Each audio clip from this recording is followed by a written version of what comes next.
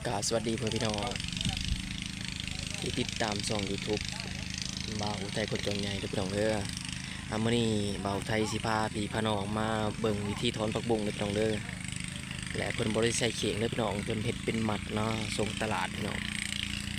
สิมีคนล่างแล้วสิซุ่มเบิ่งพี่น้องสิมีคนล่างเนาะมีคนถอนแล้วก็มีคนล่างพี่น้องแล้วก็มีคนมัดเนาะเพื่อเตรียมคนผักบุ้งไปส่งอยู่บางกระต๊อบพุ่นล่ะพี่น้องเนาะอาจจะมีเสียงรบกวนเด้อพี่น้องเพราะว่าอยู่ฝั่งซ้ายมือเป็นปั้นดินเนาะพี่น้องหรือว่าตีดินเนาะเป็นภาษาบ้านเราผักบุ้งถอนผักบุ้งพี่น้องสิประมาณนี้นะ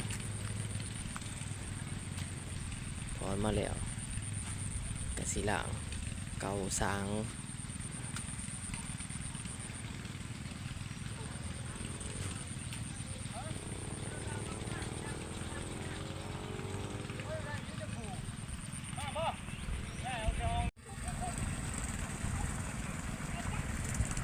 นี่จะถอนผักบุ้งเลยพี่น้องถอนผักบุ้งมาฝั่งนี้นะฝั่งนี้เป็นที่ฟันดินเสียงรบกวนคือเสียงฟันดินแหละพี่น้องสิปลูกแมงลักนะลองนี่ก็ที่เห็นนี่ก็คือปลูกโหระพาพี่น้องปลูกโหระพาส่งตลาดเนาะ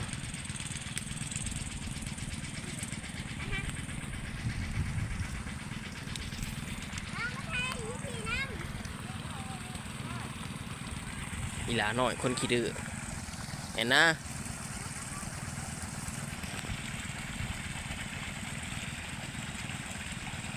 อ้วนอุลุยคือหมูตอดเลยพี่น้องน้ำดันมาแต่คอพี่น้อง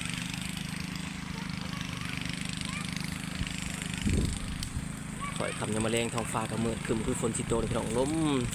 อากาศยำมะเร็งนะภาพอาจจะบอชัดเจนเลยพี่น้องขอโทษขอไฟน้ำผีน้ำนองหลายๆล่างแล้วกะสิมัดพี่น้องมัดไปสิกองมีนั่นนี่แหละเรือขนเนาะถามว่ามัดหนึ่งมีจักโลพี่น้องมัดหนึ่งมีหาโลเลยพี่น้องเด้อมีหาโลเอาไว้จบเพียงกันเท่านี้เลยพี่น้องขอลาไปก่อน